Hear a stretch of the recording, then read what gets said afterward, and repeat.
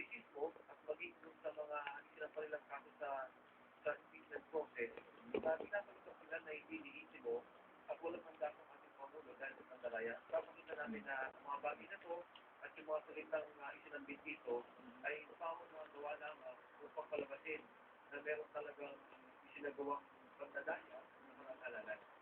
Check, Mike, ito ho ay galing ba na parang opinion o pagsusuri from a third party, hindi kasama ang gobyerno, hindi kasama po, hindi kasama ang PNP, para masabi po na ito ay isang walang pinitilingan na ano bang ahensya ang gumawa ng pagsusuri?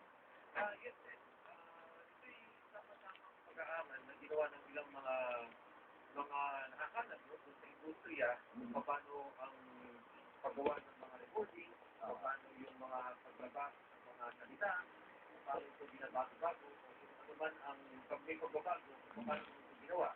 Yung alteration ay gana.